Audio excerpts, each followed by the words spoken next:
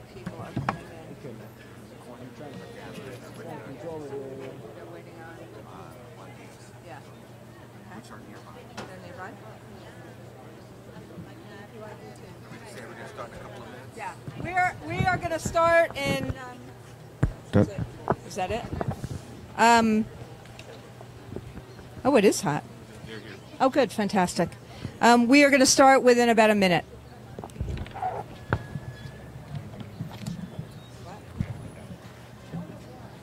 What's this one? Somebody's.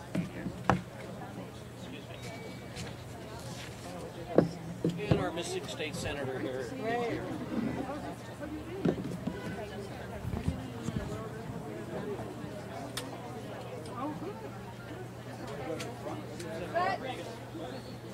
That's Randy Weingarten. Randy, thank you for joining us out here.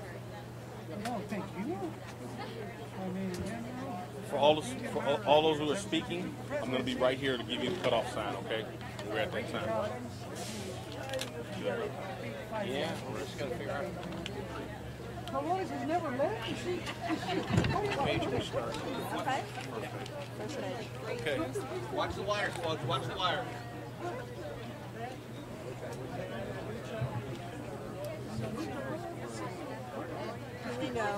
Do they know where they're going to march? We're going to clear a little bit. Let me know when you're ready. Sorry. Okay, you guys ready? Hold on. What would be a spot here? Okay. You got it. Can we get clear out this a little bit right here? We got big folks coming. Let's go this way.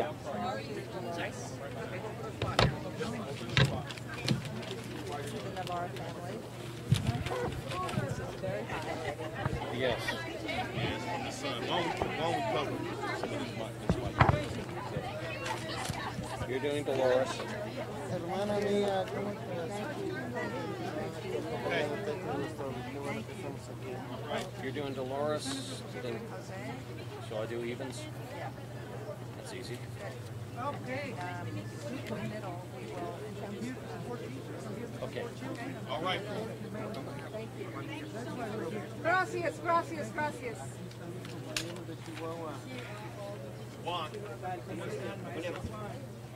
All right. Guys, we're ready to get started.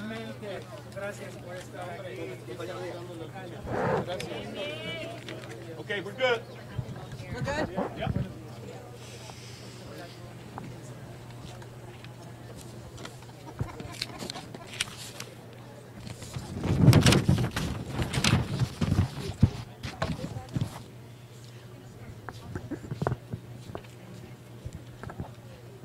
For all the speakers, the microphone is very hot, so you may want to just hold it like this. Well, after you hold it, probably will start cooling down. Randy, cool it down. Exactly, For us. exactly. On the other hand, you may heat it up with your Exactly. Welcome, everyone.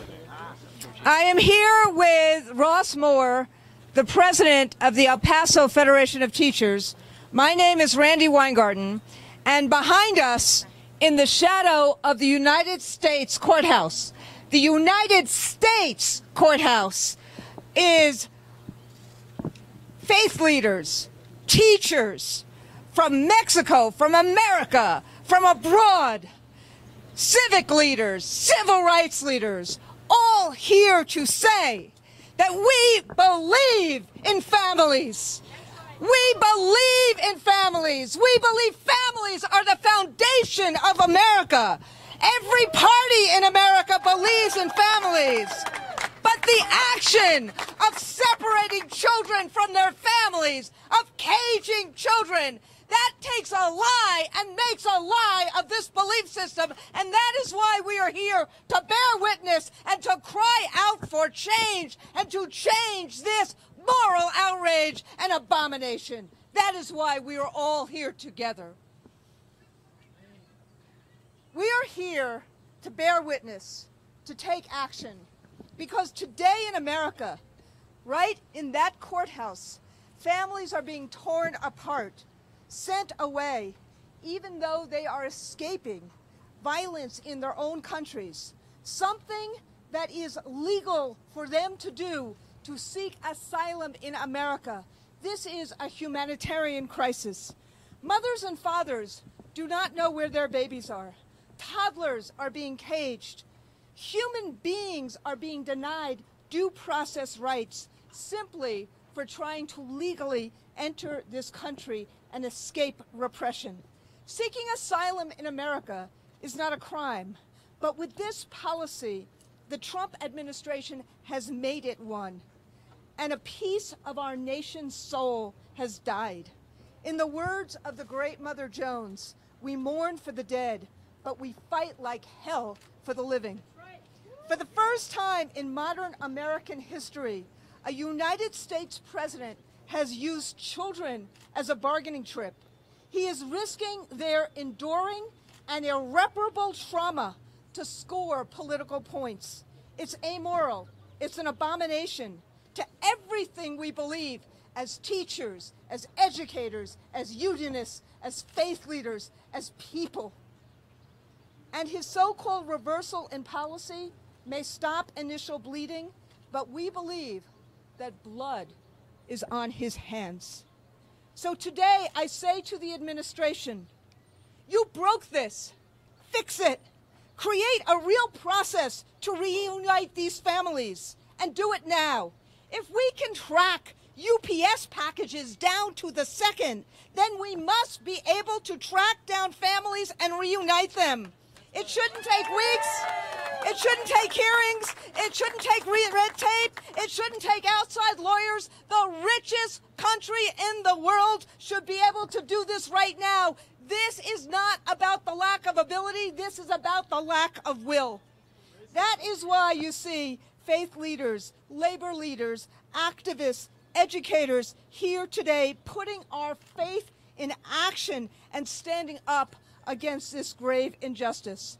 We'll take every possible route towards trying to reverse this heinous action. Last week, the AFT filed a UN Human Rights Commission complaint for these policies because we believe they are in violation of the torture conventions, of international rights and human rights. We will keep doing whatever we can in the Congress to support the Keep Families Together Act. We will keep bearing witness and saying truth to power. Now later, many of you may join us at the detention center in Ternillo, where we will deliver books, toothbrushes, underwear, and other supplies to children who have been robbed of their ability to learn and thrive. Make no mistake, this is an immoral act. The fact that the U.S. president thinks this is a political issue and that he is willing to put lives in danger and allow irreparable harm to children is a stain on our humanity. It's a stain on our politics. This transcends politics. Our work is not a soundbite. We are teachers. We're faith leaders. We are activists. We are labor unionists. Our work is a sojourn to righteousness. That is why we are taking this on and taking this on together.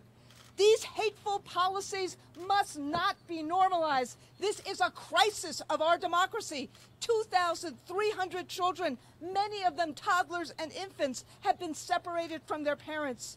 And that's only since the Department of Human Services, thank you, started tracking in May. This suggests that there are far more that are missing and unaccounted for. Stories of administrative black holes and no real plans to reunite kids. We teach kids. Think about this. Every parent that is here. These children, many of them are too young to speak, or they face a language barrier. They are being blackmailed, these families, promised reunification in exchange for deportation and maybe certain death back in their home countries.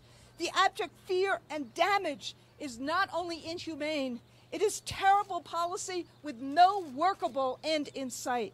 That is why we are shining the light on this lawlessness. And I end by saying this. I am haunted by the story of Federico from Honduras, and we have some families here as well who are haunted by some of the same stories.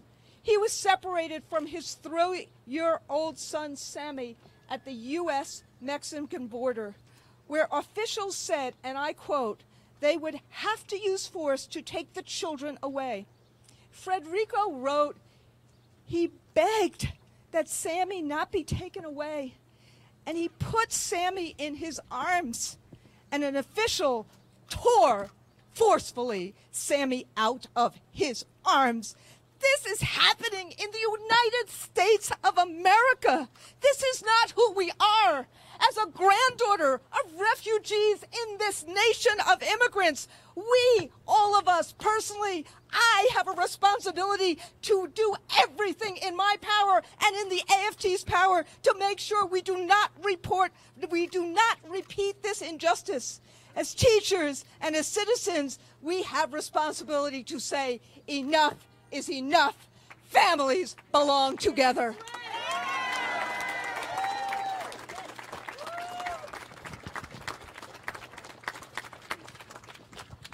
First, I want to welcome everybody from both the members of El Paso AFT and Socorro AFT.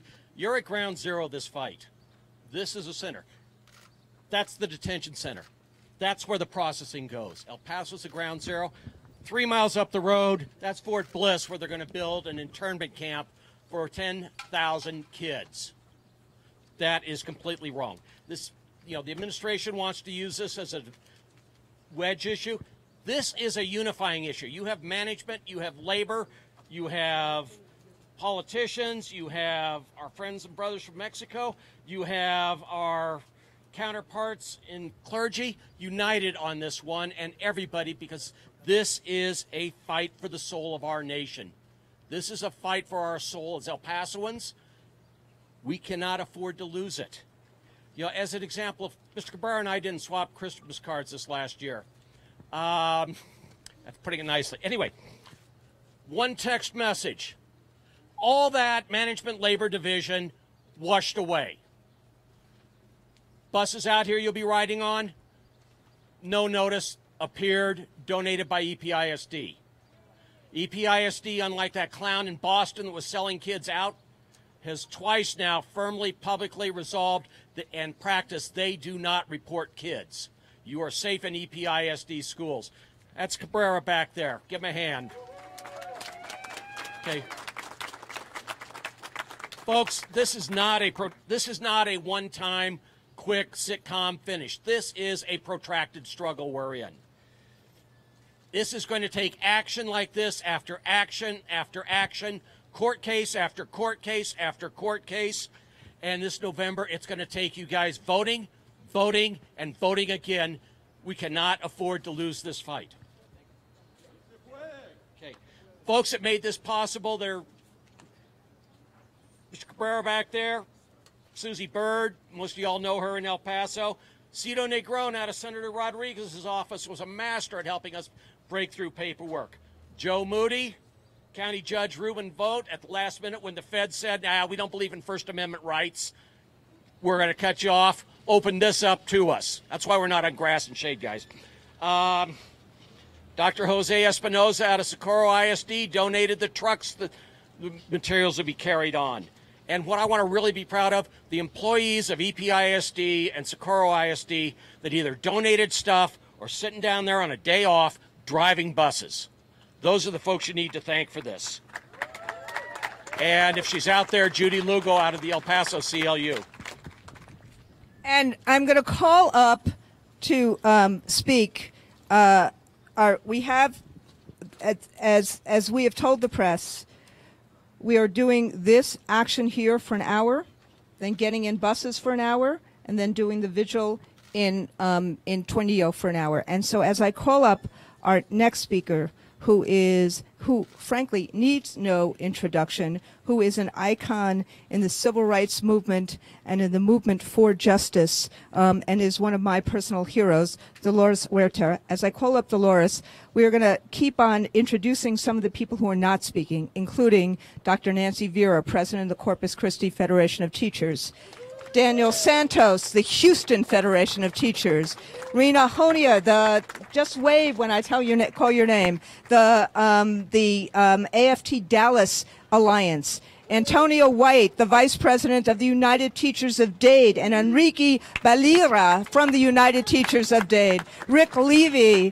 from the Texas AFL-CIO. State Representative Joe Moody, I believe, is here. State Board of Education member Georgina Perez. Delia Garcia, the National Migrant and Seasonal Head Start Association, Fernando Garcia, the Border Network for Human Rights, and Harold Levine, from one of the members and one of the heads of the Sanctuary Movement at CBST. I will be introducing in a moment the clergy that are here. But Dolores.